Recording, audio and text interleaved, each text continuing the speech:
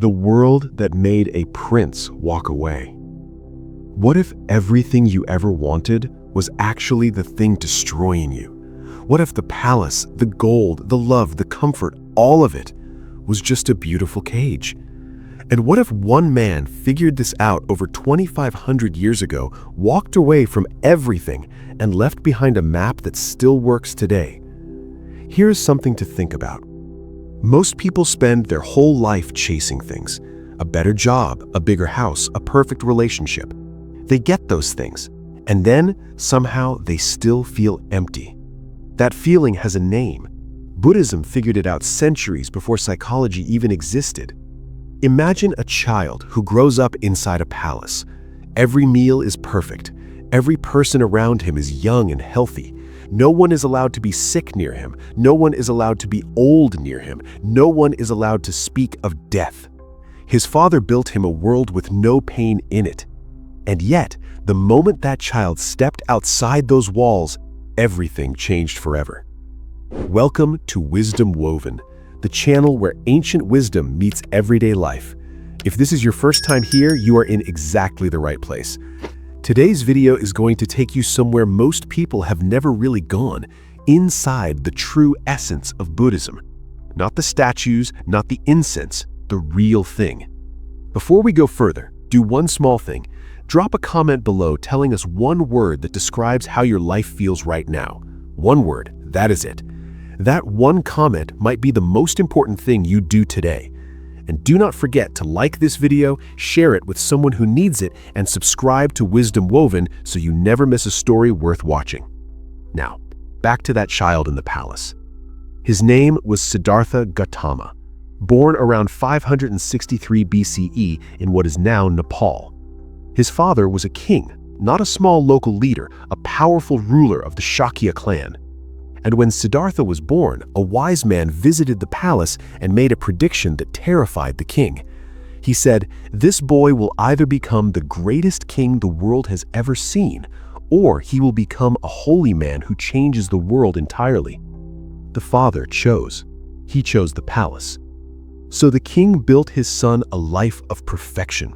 3 palaces for 3 seasons, hundreds of servants, music day and night, the finest food, the most beautiful people surrounding him always, and most importantly, no suffering allowed inside those walls.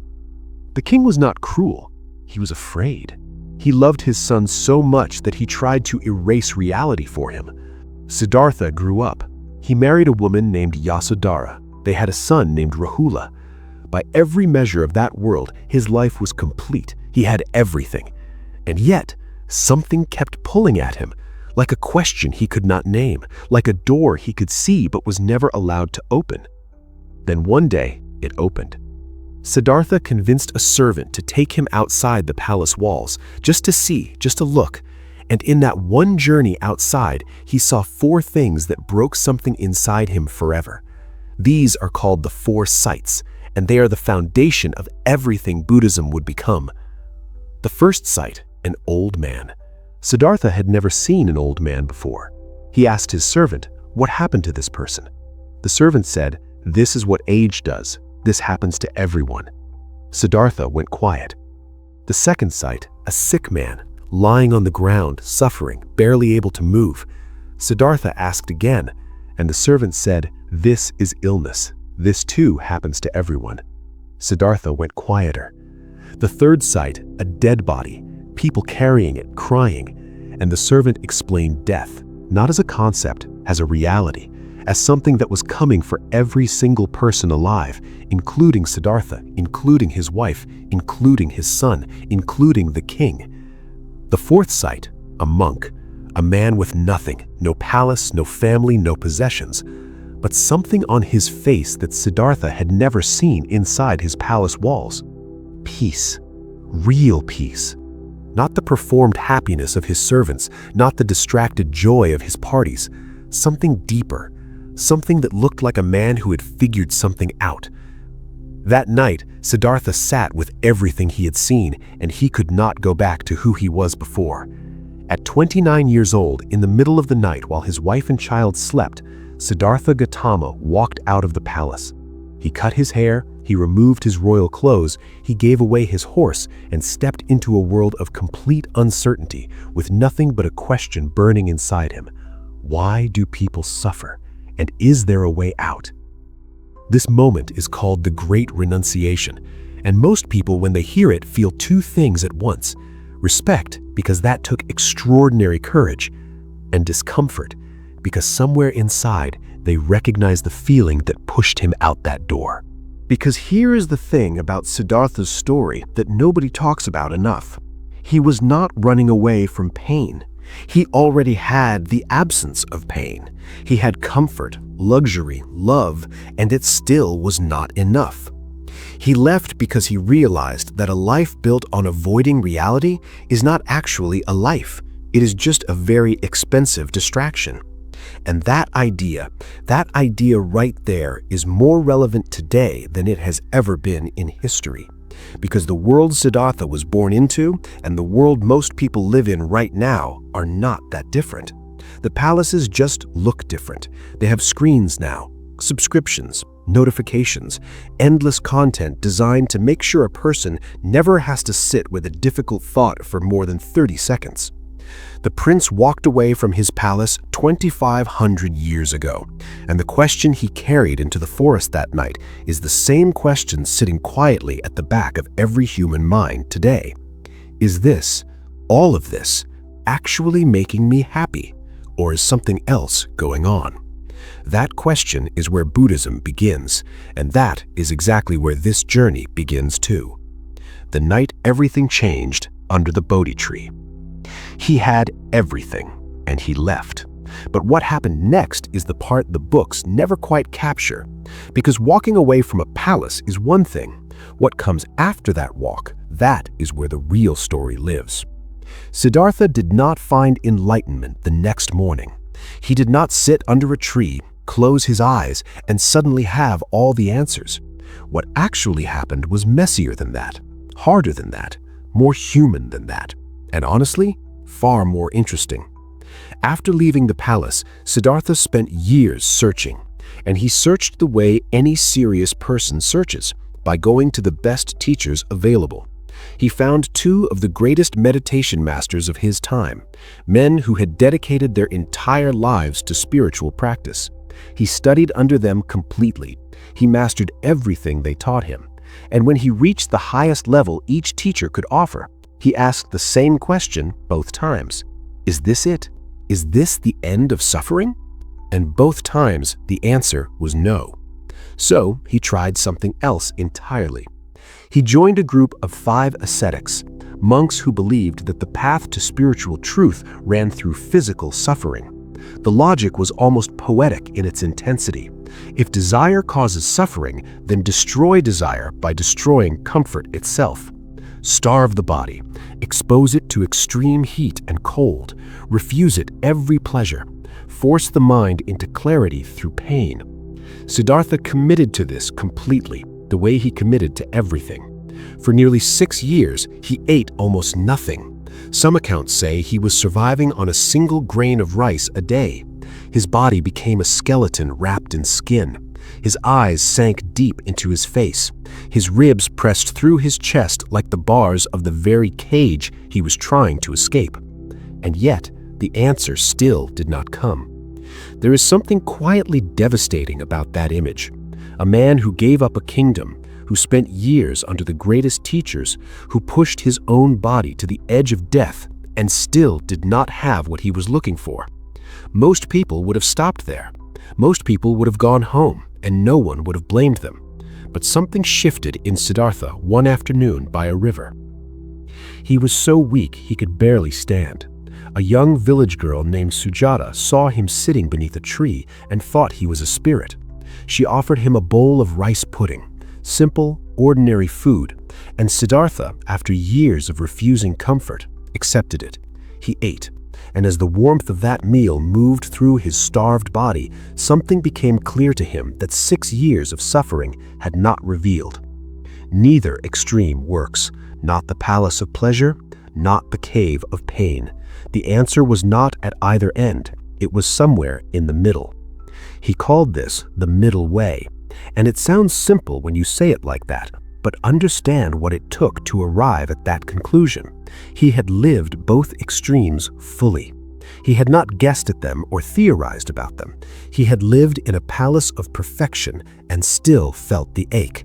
He had lived as a starving ascetic and still felt the ache. And the ache was the same in both places. That was the discovery. Not a philosophy yet, just an observation, a real one. When Siddhartha ate that rice pudding, the 5 ascetics watching him felt betrayed. They assumed he had given up, that he had gone soft, that the prince had finally gone back to his old comfortable ways. They walked away from him in disgust. And Siddhartha let them go. He walked to a place called Bodh Gaya, in what is now the state of Bihar in India. He found a large fig tree. He sat down beneath it, and he made a decision that sounds almost unreasonable when you say it out loud. He decided he would not move from that spot until he understood the truth of human suffering completely, not partially, completely. He sat with that kind of intention. What followed was not peaceful, not even slightly. Buddhist texts describe that night as a battle, not with soldiers, but with Mara, a figure who represents temptation, fear, and the deepest distractions of the human mind. Mara sent beautiful visions to pull Siddhartha away from his focus, then terrifying visions to break his courage, then whispered doubts. Who are you to think you can find what no one else has found? What makes you different? Go home, go back. You are not enough for this. And Siddhartha sat through all of it, not by fighting, not by arguing with the visions or the fears. He simply watched them. He let them rise, he let them fall. He did not chase them, he did not run from them. He just witnessed them with a stillness that is almost impossible to describe. At some point deep into that night, some texts say just before dawn, something broke open inside him. Not dramatically, not with thunder or lightning, more like a door that had been stuck for a very long time, finally swinging open quietly on its own. He saw something, not with his eyes, something deeper.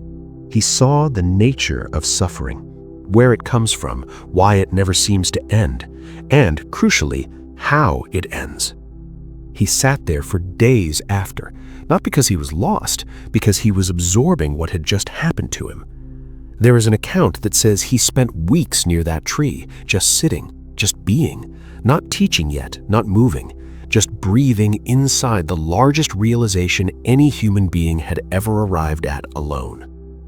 The tree he sat beneath that night has a name now, the Bodhi tree. Bodhi means awakening. And Siddhartha Gautama, the prince who left a palace with a question, became something else entirely under that tree. He became the Buddha, the awakened one. But here is the part that stops most people cold when they really think about it. He almost did not teach anyone what he found. He sat with his realization and genuinely questioned whether any human mind could understand what he had just seen, whether the truth was too deep, too subtle, too different from everything people believed. He almost kept it to himself. Something changed his mind, and what he decided to share next would go on to shape the lives of over 500 million people across the next 25 centuries. That story begins in part 3. The Four Noble Truths, Buddhism's heart in 4 lines. After weeks of sitting in silence beneath that tree, the Buddha finally stood up. He had something to say, and the first people he chose to say it to were the 5 monks who had abandoned him by the river, the ones who thought he had given up. He walked to a deer park in a place called Sarnath, and there, in the most ordinary setting imaginable, just a few men sitting in an open field, he delivered something that would quietly reshape human civilization. He did not write a book, he did not build a temple, he did not make a declaration to a king or a crowd. He just sat down with 5 people and told them the truth, simply, directly, without decoration.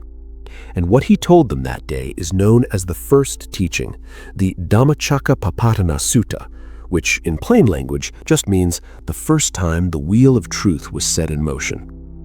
What the Buddha laid out in that deer park was not a religion in the way most people understand religion. There was no God to pray to, no ritual to perform, no scripture to memorize.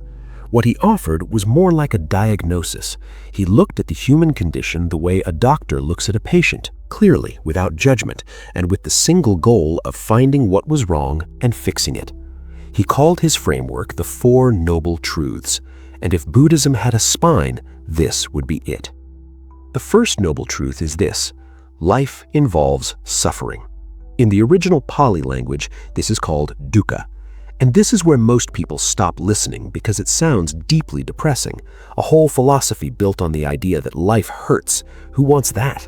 But wait, because the Buddha was not being pessimistic, he was being honest, and there is a significant difference between the two. Dukkha is not just pain. That is the part that gets lost in translation.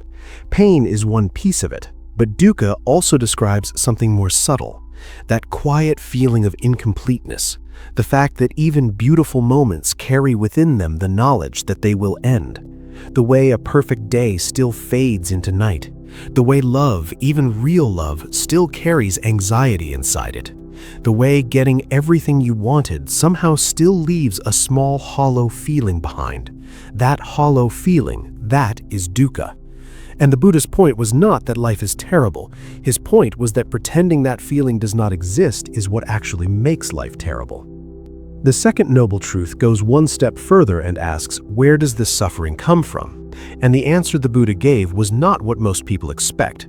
He did not say suffering comes from bad luck or bad people or a fallen world.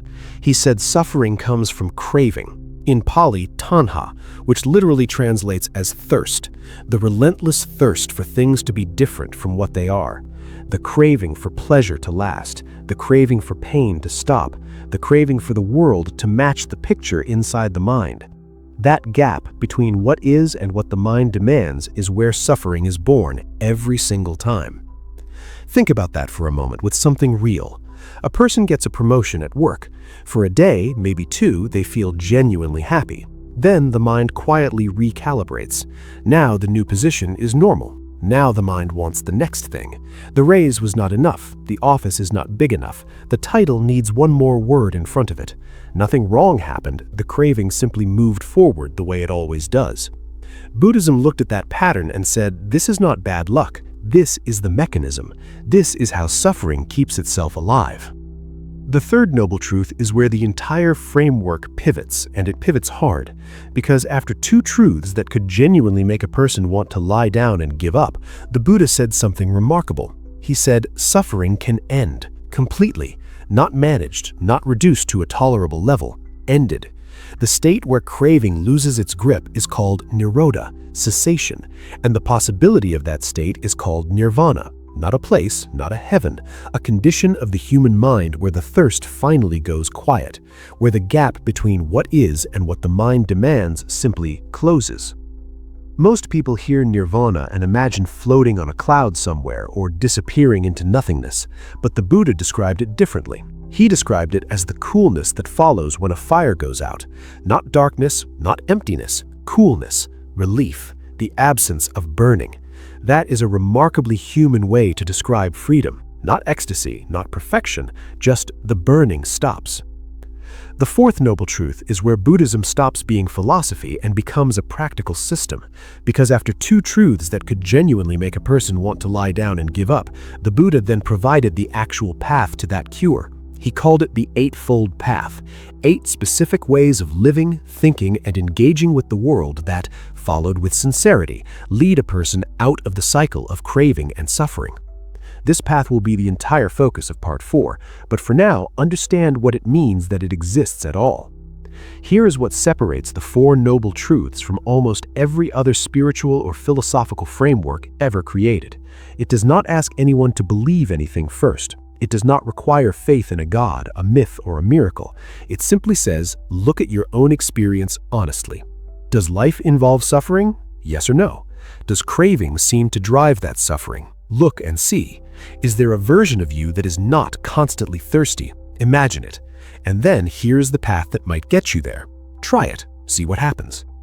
The Buddha was doing something that the modern world would recognize immediately. He was running an experiment, and he was inviting every single person who heard him to run the same experiment on their own life, not to take his word for it, to check. That approach, that radical, almost scientific openness, is one of the reasons Buddhism survived 25 centuries and still has something meaningful to say to people living in an entirely different world than the one it was born into. But there is something quietly painful about the Four Noble Truths that most commentaries skip past.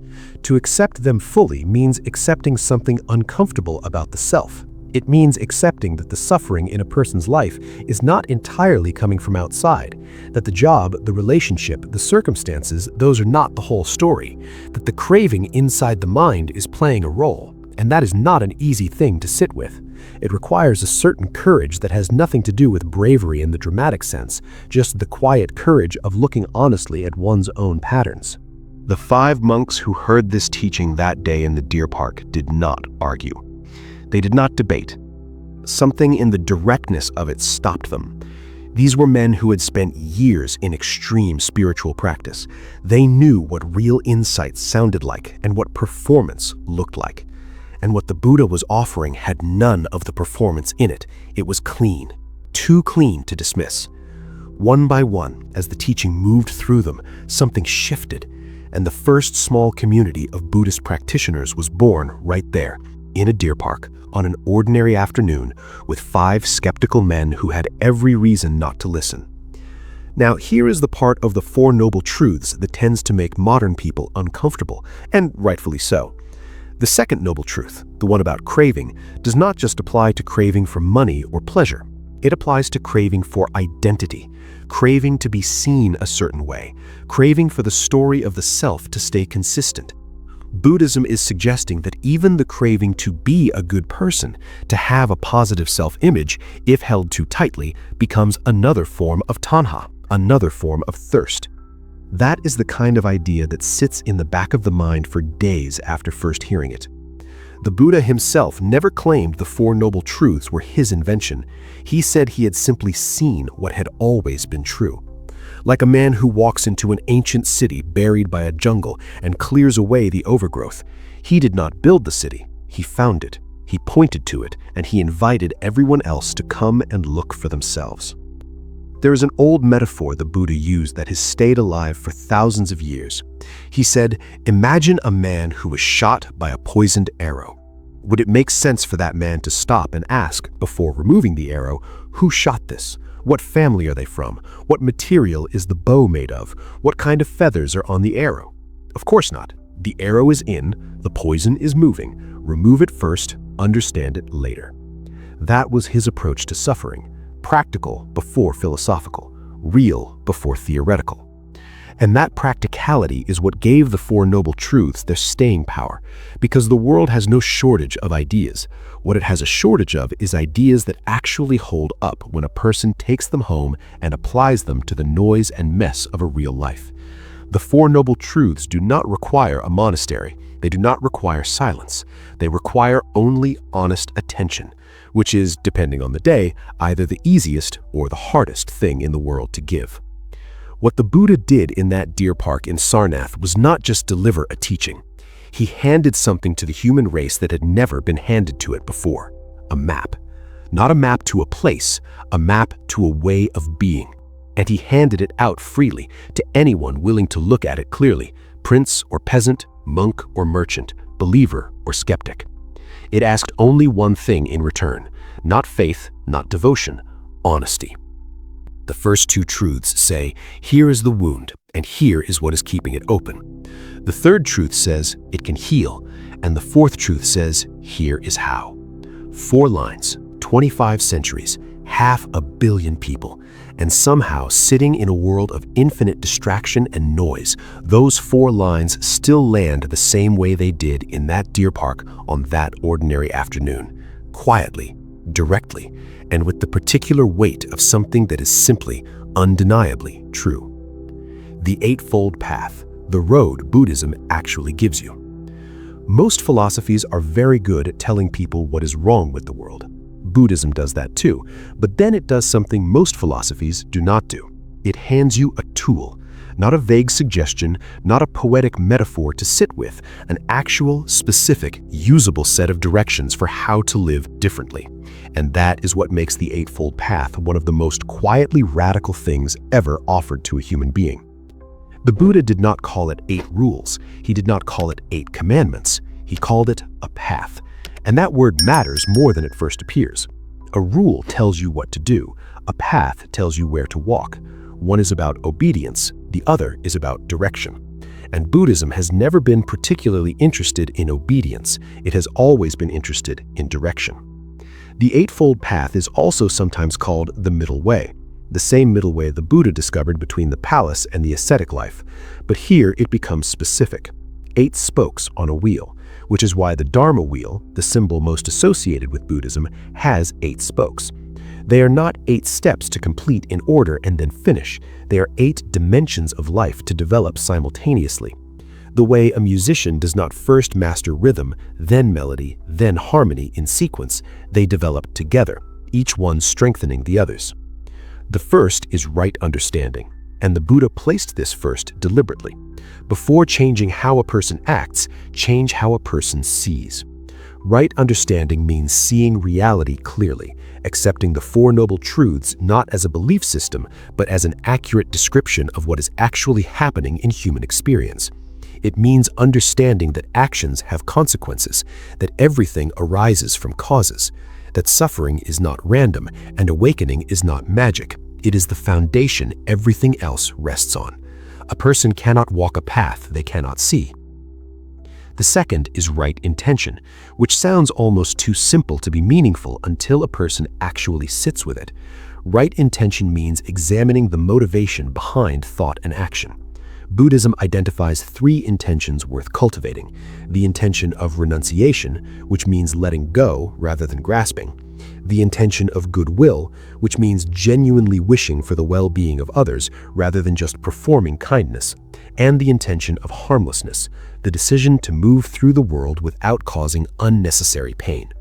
These are not emotions to manufacture, they are directions to consistently orient the mind towards. Then comes right speech.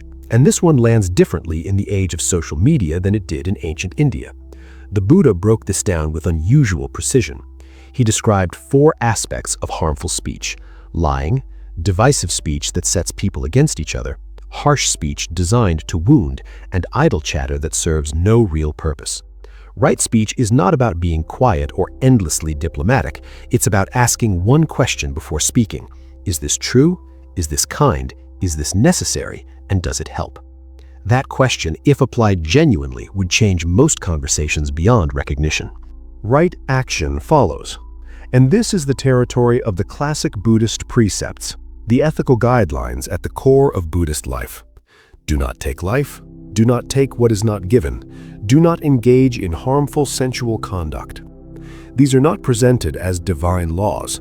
They are presented as logical conclusions from the understanding that all living beings experience suffering.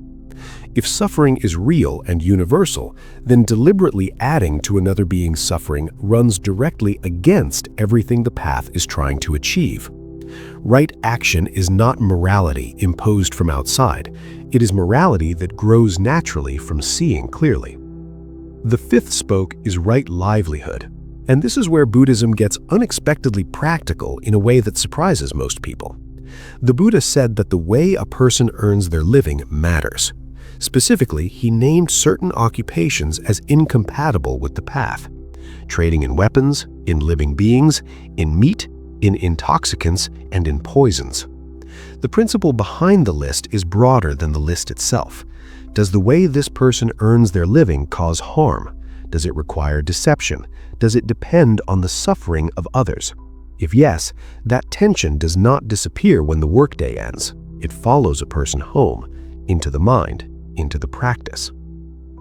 Right effort is the 6th, and this one is where the middle way shows up again inside the path itself. Because right effort is not maximum effort. It is not pushing the mind to exhaustion in pursuit of enlightenment. Right effort means 4 things: preventing unwholesome states from arising in the mind, letting go of unwholesome states that have already arisen, cultivating wholesome states, and maintaining wholesome states once they appear. It is the art of working with the mind rather than against it, of gardening the inner life with patience instead of attacking it with force. Right mindfulness is the seventh, and in the modern world, this is the spoke most people have heard of, because mindfulness has been extracted from Buddhism and sold back to the world as a wellness product. Stress reduction apps, corporate retreats, mindfulness-based everything. And there is nothing wrong with those things necessarily, but the Buddha's version of mindfulness was considerably more serious than a breathing exercise before a board meeting.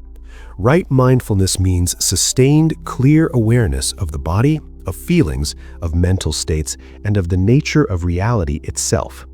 It means watching the mind with the same patient curiosity a scientist watches a process, without flinching, without judging, without needing what is observed to be something other than what it is. The eighth spoke is right concentration, the deep end of the path. This is the territory of formal meditation, the training of the mind to rest in states of profound stillness and clarity known as jhanas. These are not trance states, they are not emptiness. They're described as increasingly refined levels of mental unification where the noise of craving and aversion grows quieter and quieter until what remains is awareness itself, clear, stable, undistracted. The Buddha himself achieved enlightenment from within these states, and while most practitioners will not go that deep in this lifetime, even partial development of concentration changes the quality of everything else on the path. Now, here is what makes the Eightfold Path genuinely different from most systems of self-improvement that the modern world produces. Self-improvement culture tends to work on the surface, change the habits, optimize the routine, track the metrics. The Eightfold Path is not interested in the surface, it is interested in the root, because Buddhism's diagnosis is that the problem is not the behavior, it is the mind generating the behavior. Fix the mind, the behavior changes on its own, not through discipline, through understanding. There is also something worth noting about the order in which these 8 factors are traditionally listed. Right understanding and right intention, which belong to the wisdom category, come first. Then right speech, right action, right livelihood, the ethics category. Then right effort, right mindfulness, right concentration, the meditation category. Wisdom, then ethics, then meditation. But the relationship between them is not linear, it's circular. Deeper meditation produces deeper wisdom. Deeper wisdom produces more genuine ethics. More genuine ethics create the conditions for deeper meditation. They feed each other. They are one system, not a checklist. A useful way to think about the Eightfold Path is this. Imagine the mind is a lake. Craving and delusion are like mud stirred up constantly from the bottom. Right effort stops the stirring. Right mindfulness and right concentration let the mud settle. And when the water finally becomes still and clear, right understanding sees all the way to the bottom, sees what is actually there, and that seeing, that clear, direct, undistorted seeing, is what the Buddha called liberation. What is remarkable is how contemporary this framework feels when stripped of its ancient packaging. Every element of the Eightfold Path addresses something that modern psychology, behavioral science, and neuroscience are still actively working on. The relationship between intention and behavior, the impact of speech on relationships and mental health, the role of livelihood in identity and well-being, the neuroscience of sustained attention, the relationship between ethical living and psychological stability. The Buddha mapped all of this not with instruments or studies, but with the most sophisticated tool available to him, a rigorously trained human mind turned carefully inward. And yet, and this matters, the Eightfold Path is not presented as the only way. The Buddha was unusually clear on this point. He used the metaphor of a raft. The path, he said, is like a raft for crossing a river. Once across, a person does not carry the raft on their back forever. The path is a means, not an end, not an identity, not a badge, a raft, and the river it crosses is the distance between suffering and freedom. The 5 monks who heard the first teaching in the deer park at Sarnath received both the 4 noble truths and the Eightfold Path that day. And what they received was not a religion in the way the word is usually understood. What they received was a methodology, a set of working instructions for the human mind, built by a human mind, tested in the most extreme conditions a human being can voluntarily enter, and offered freely to anyone willing to take it seriously. 25 centuries later, the raft is still on the riverbank, still available.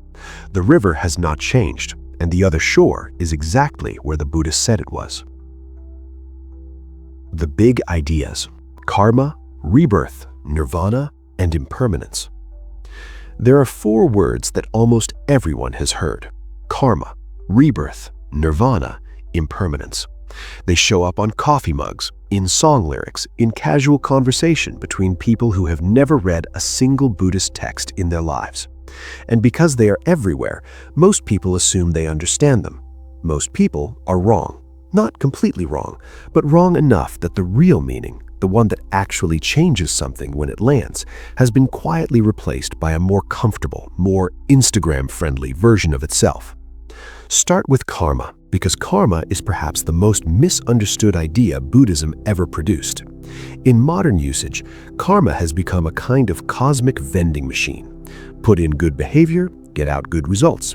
Be cruel to someone and wait for the universe to punish them eventually. It is satisfying as an idea. It is also almost entirely inaccurate as a description of what the Buddha actually taught.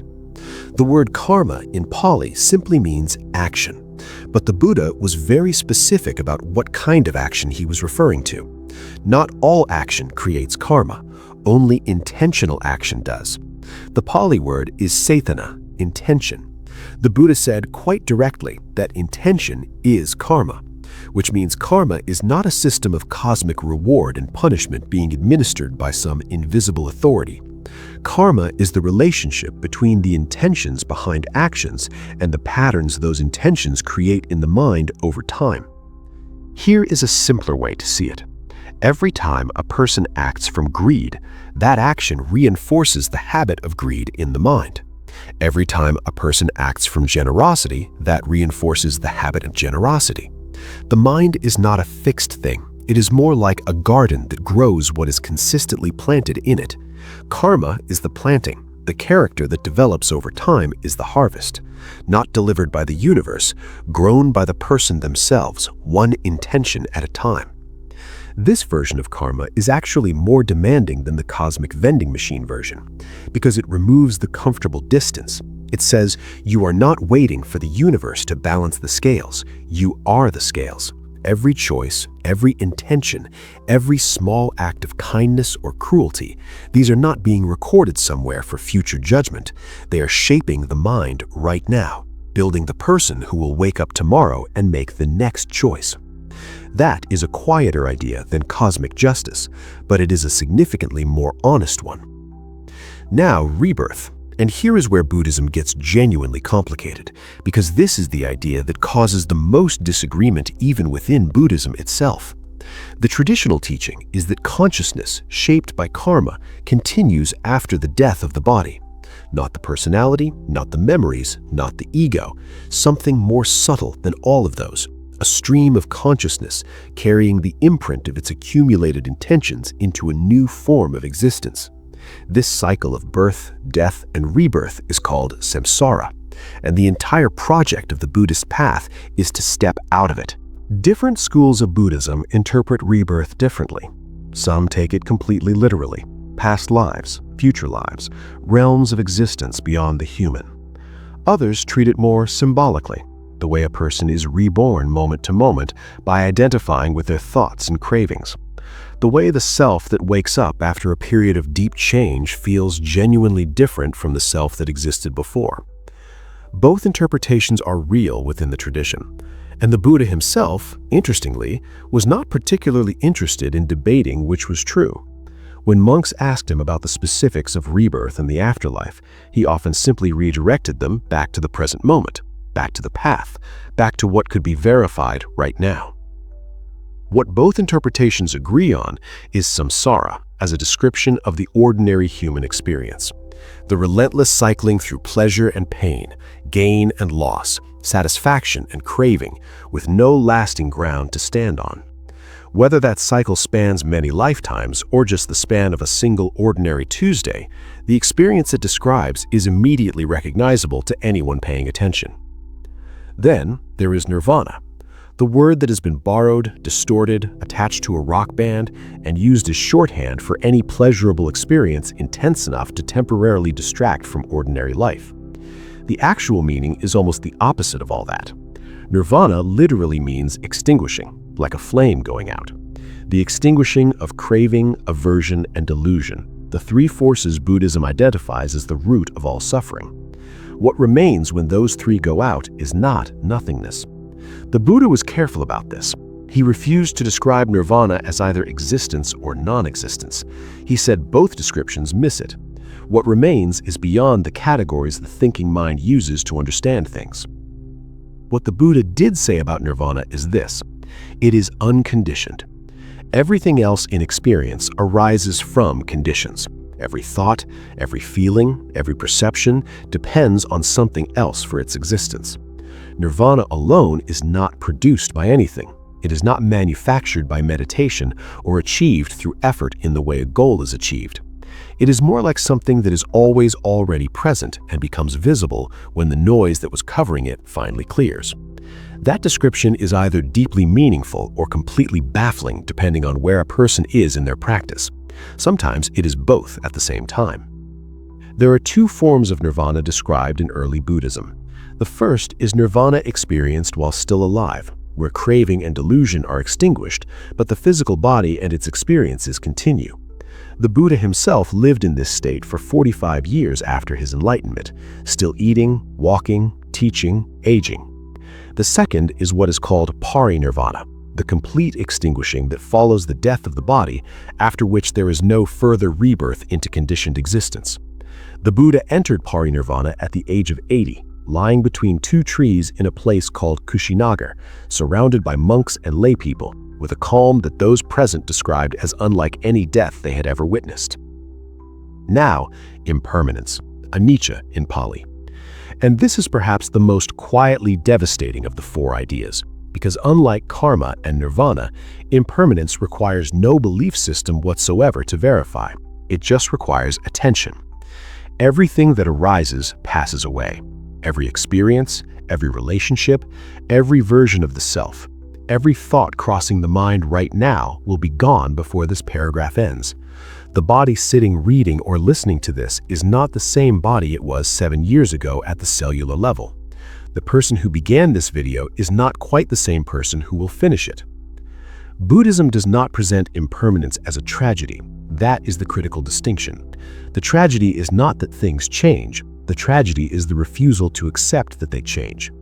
The suffering does not come from the flower fading. It comes from demanding that it not fade, holding it so tightly in an attempt to keep it that the grip itself crushes what was beautiful about it in the first place. That pattern, clinging to what cannot be held, is what impermanence is pointing at, not to make a person feel hopeless, to make a person feel free. There is a related concept called anatta, often translated as non-self. And this one sits at the most uncomfortable edge of Buddhist philosophy.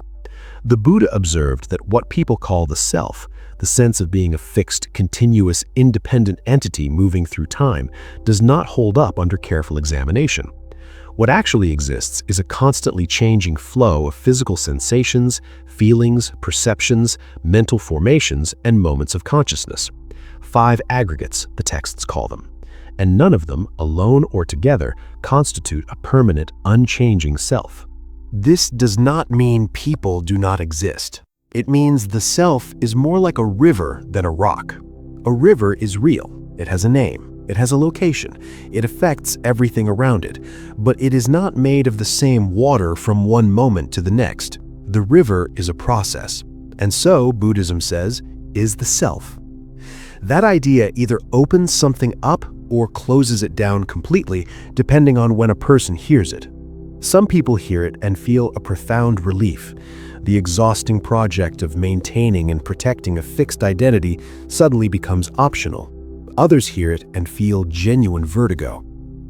The Buddha understood both reactions, and he did not ask anyone to believe anatta on faith.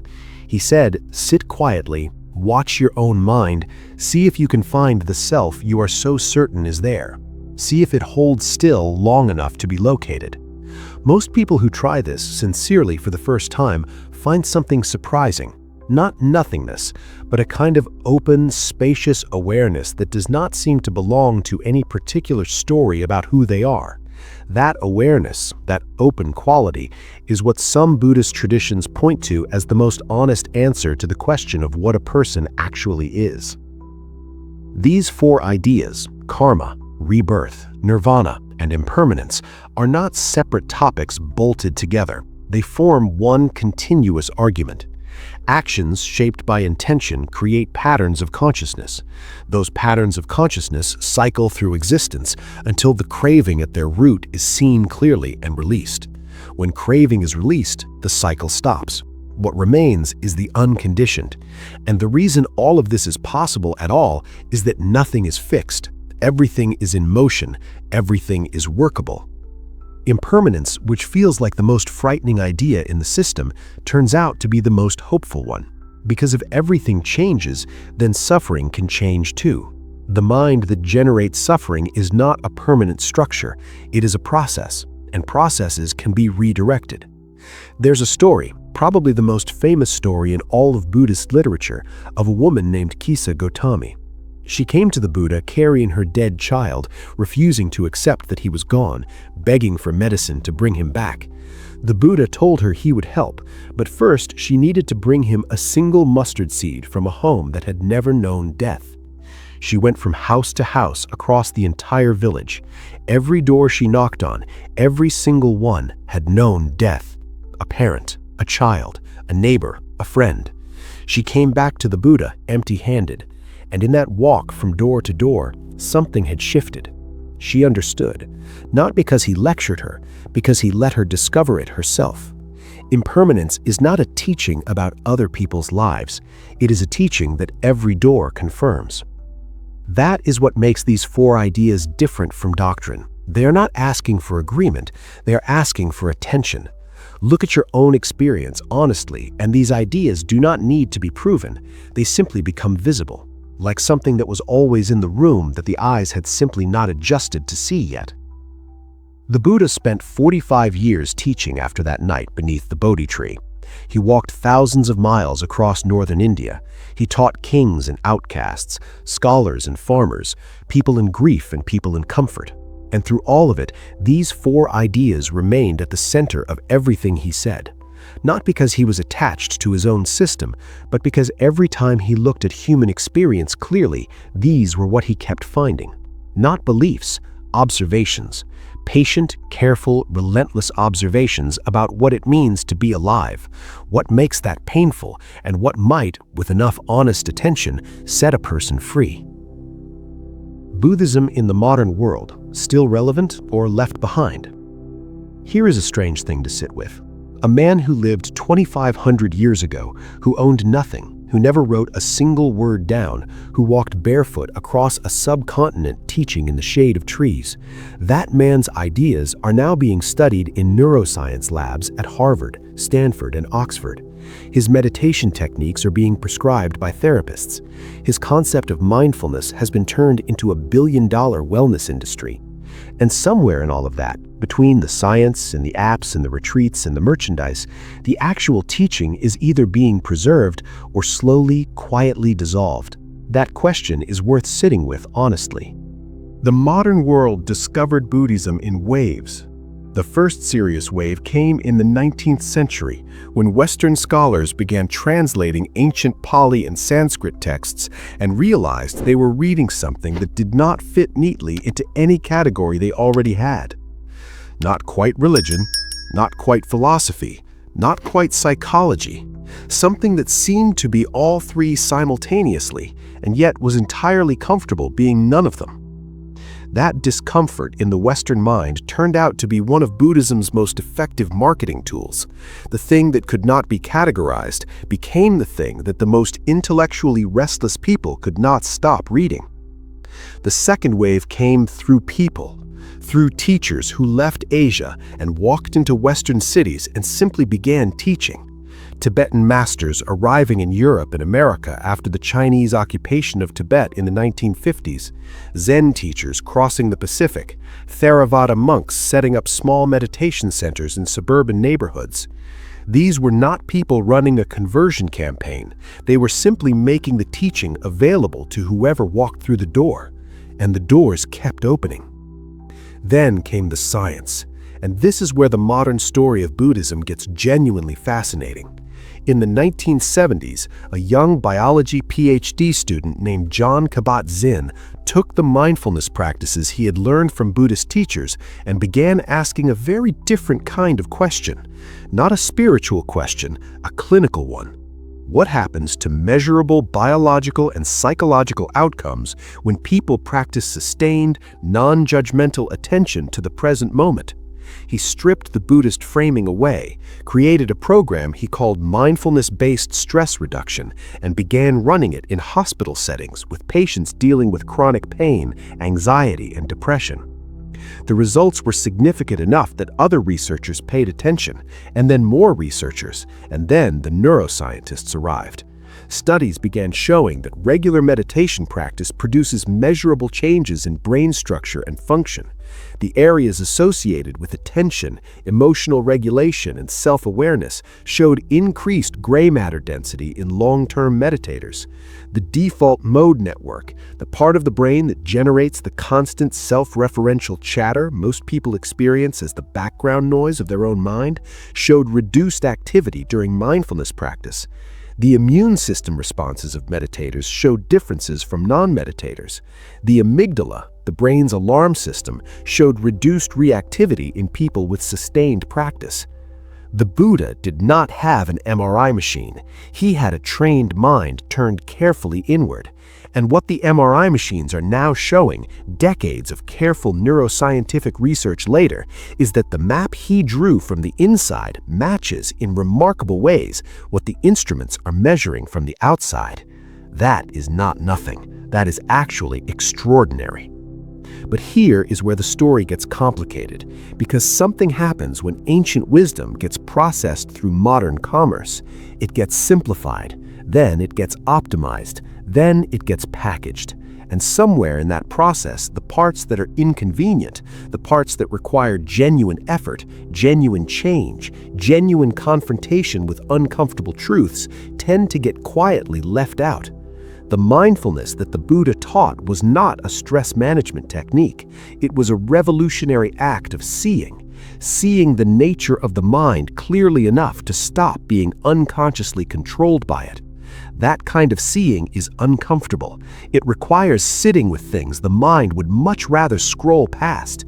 It requires noticing craving in real time while it is happening and not immediately feeding it. That is not the mindfulness being sold in most apps. The app version says, breathe for 10 minutes and feel better. The Buddhist version says, breathe, and while breathing, watch honestly what the mind is actually doing.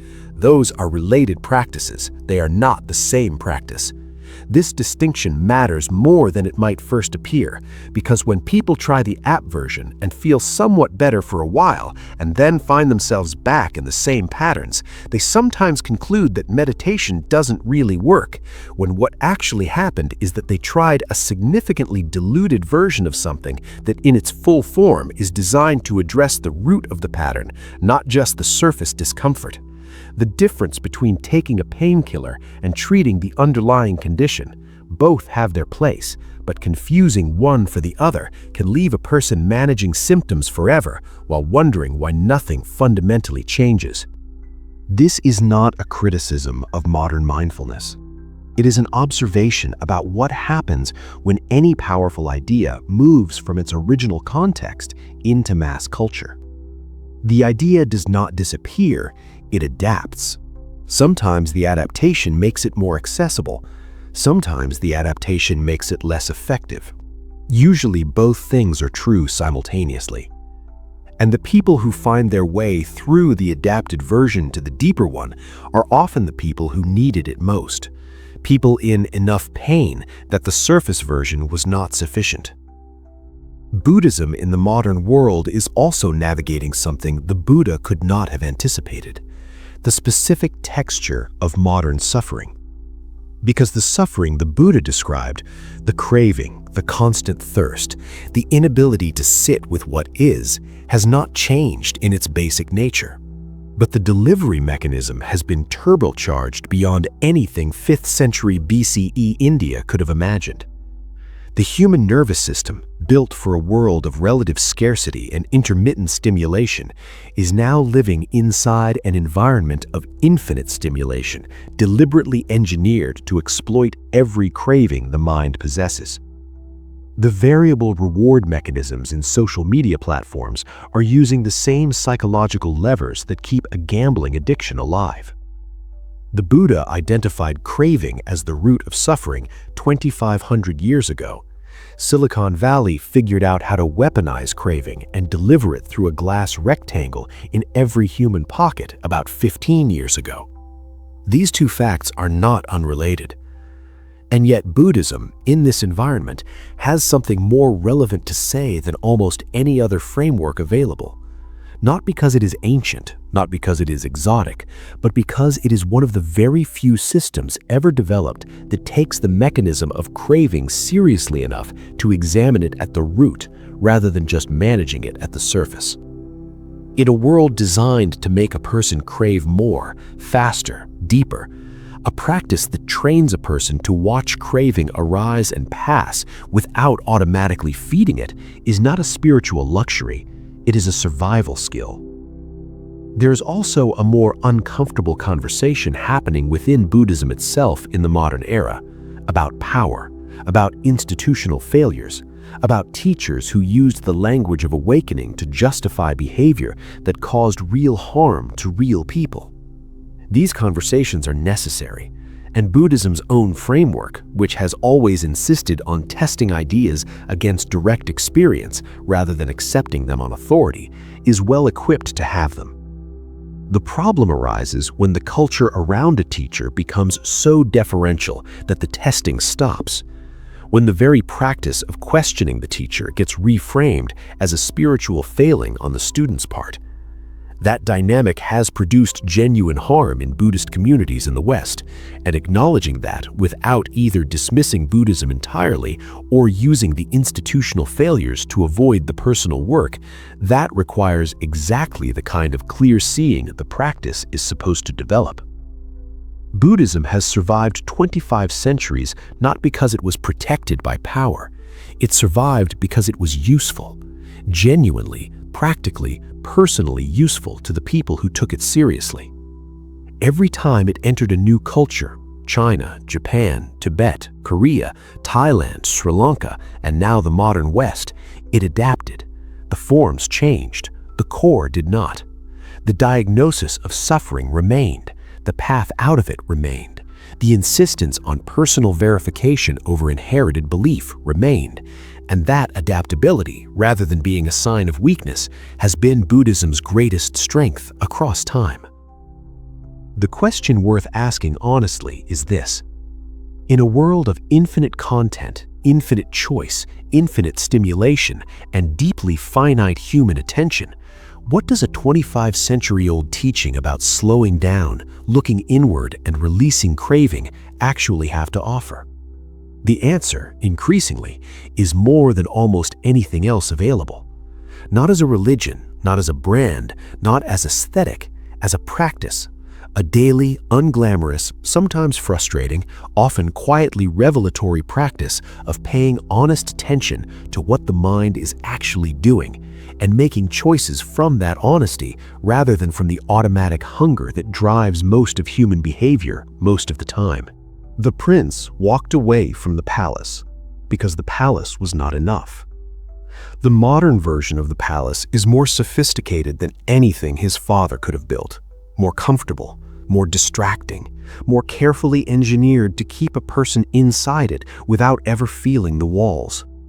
but the feeling that drove Siddhartha out of his palace that night, that quiet, persistent, honest ache that something essential is missing, that feeling has not changed. It cannot be upgraded away. It cannot be streamed past or scrolled through. And the teaching that rose from one man's decision to take that feeling seriously rather than decorate over it is still sitting quietly on the other side of all the noise, waiting, the way it has always waited. Not urgently, just patiently, the way truth tends to wait when it knows it has nowhere else to go. Part 8. What Buddhism wants you to take home today. 7 parts, 25 centuries, one man, one question. And somehow, here we are, at the end of a journey that began with a prince staring at a palace wall, feeling an ache he could not name, and deciding that the most important thing he could do with his life was find out what that ache was actually trying to tell him. Everything Buddhism has ever been, every teaching, every monastery, every meditation cushion, every text written in every language across every century, is the answer to that one man's refusal to look away from that ache. And now the only question that actually matters is this: what does any of it mean for the person sitting here right now, in this life, in this moment, with this particular version of that same ache quietly running in the background? Because here is what this entire journey has been building toward. Buddhism is not asking anyone to become a monk. It is not asking anyone to shave their head, give away their possessions, or retreat into a cave somewhere in the mountains. It isn't even asking anyone to call themselves a Buddhist. What it is asking, what it has always asked, is one thing: look honestly. That is it. Look at your own experience with the same patient, clear attention that a good doctor brings to a patient, without flinching, without decorating, without immediately reaching for the nearest distraction the moment the looking gets uncomfortable. The Four Noble Truths are not a belief system to adopt. They are a lens to try. Put the lens on. Look at your own life through it. Does it show you something real? Does the idea that craving, the demand for things to be other than they are, is at the root of your most persistent unhappiness, does that land as true when you hold it up against actual experience? Not as theory, as observation. If it does, then the path that follows from it is worth exploring. If it does not, put the lens down. The Buddha himself said this: do not accept any teaching simply because a tradition endorses it. Test it, verify it, trust your own honest seeing over any authority. The Eightfold Path is not a performance of virtue. It is a practical training program for the human mind. The way a physical training program changes the body not through one dramatic session, but through consistent, unglamorous daily practice, the Eightfold Path changes the mind the same way, not through sudden transformation, through patient, repeated choosing. Choosing to look before speaking, choosing to examine the intention behind an action before taking it, choosing to sit quietly for even 10 minutes a day and watch what the mind does when it is not being fed. These are small choices. They do not feel significant in the moment. Over time, they build a different kind of person, not a perfect person, a more honest one. Karma, as Buddhism actually teaches it, is one of the most empowering ideas the human race has ever developed. Not because it promises reward for good behavior, but because it insists that the person sitting here right now is not a fixed product of their past. They are a living process of their ongoing choices. Every intention planted right now is shaping the mind that will wake up tomorrow. That is not a burden. That is an invitation. The most open-ended, genuinely hopeful invitation available, because it means that no pattern is permanent, no habit is sealed, no way of being is the final word on what a person is capable of. Impermanence, which sounds like the most frightening idea in the whole system, turns out, when it finally settles in the bones rather than just the intellect, to be the most liberating. Because if nothing lasts, then the suffering does not last either. The version of the self that feels trapped, anxious, incomplete, perpetually unsatisfied, that version is not the truth of what a person is. It is a weather pattern, real while it is happening, not permanent, not the sky, just the weather moving through the sky. And the sky, Buddhism quietly suggests, was never in danger. What Buddhism wants to take home today is not information. The world is drowning in information. What Buddhism wants to leave behind is a question. One honest, uncomfortable, genuinely important question to carry back into ordinary life. Not a question with a clean answer, a question to live with. The question is simply, what am I actually doing right now? And is it coming from clarity or from craving? That question, asked sincerely and repeatedly throughout an ordinary day, is the beginning of the path, not the end of it, not enlightenment, not nirvana, not the resolution of everything difficult and painful in a life, just the beginning, just the first honest look. But the Buddha's entire 45 years of teaching after his enlightenment was essentially an elaboration of that one question, asked in enough different ways that it could reach people wherever they were standing. In palaces, in poverty, in grief, in confusion, in the middle of an ordinary Tuesday that somehow feels heavier than it should. There's a teaching from the later years of the Buddha's life that does not appear in many introductory accounts of Buddhism. He was very old by then, his body was failing, and a group of monks came to him worried that when he was gone, the teaching would be lost, that without him, the path would disappear. And the Buddha said something that has echoed across 25 centuries since. He said, "Be a lamp unto yourself. Do not look for an external refuge. Do not depend on anyone else as a refuge. Hold to the truth as a lamp. Hold to the truth as a refuge." Be a lamp unto yourself, not a follower of a lamp, not a collector of lamps, a lamp.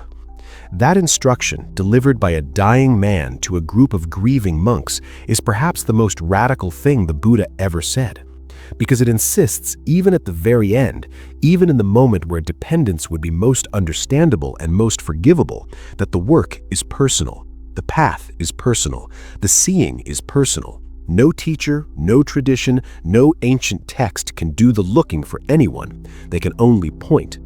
The looking itself has to be done by the person standing in the life they are actually living. And that is what makes Buddhism genuinely different from comfort. Comfort says, here is something to believe that will make the difficulty easier to bear.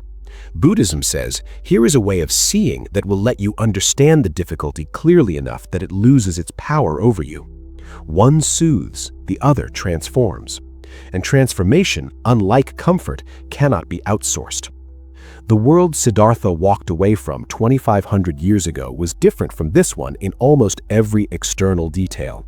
Different clothes, different language, different technology, different problems on the surface. But the internal world, the world of a mind that craves and clings and fears and hopes and constructs elaborate stories about who it is and what it deserves, that world has not changed, not in any way that matters. The mind that sat under the Bodhi tree and the mind reading or listening to these words right now are running on the same basic operating system, the same loops, the same patterns, the same beautiful, exhausting, endlessly human tendency to want things to be different from what they are. Buddhism is not the only map available for that territory, but it is one of the most detailed, most honestly drawn, most rigorously tested maps that exists. And a map is only useful if a person is willing to pick it up and actually walk somewhere. The walking is the practice is the path, and the path, as the Buddha discovered alone under a tree in the dark, leads somewhere real. Now, before this journey closes, take one moment and look back at where it began. A child in a palace who had never seen suffering, a first glimpse of reality outside those walls that broke something open permanently. Years of searching, suffering, and finally, stillness. A deer park, 5 skeptical monks, 4 truths, 8 directions. Centuries of teaching spreading across the world like water finding its level, and all of it, every bit of it, pointing back to this moment, to the person here right now, to the only place the path can ever actually begin. This has been Wisdom Woven, And if this video gave you even one thought worth carrying into tomorrow, one question worth sitting with, then something that began under a tree in ancient India just reached a little further into the world, the way it has always reached, quietly, without force, one honest moment of attention at a time. If this journey moved something in you, leave a comment below. Not a long one, just something true. What landed? What shifted? What question are you walking away with? Your comment does not just help this channel. It becomes part of the conversation that keeps this teaching alive in the modern world. And if someone in your life is carrying a weight they cannot name, share this video with them.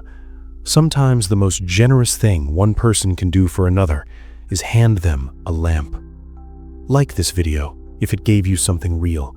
Subscribe to Wisdom Woven so the next journey finds you. And until the next story, be a lamp unto yourself. The light was never anywhere else.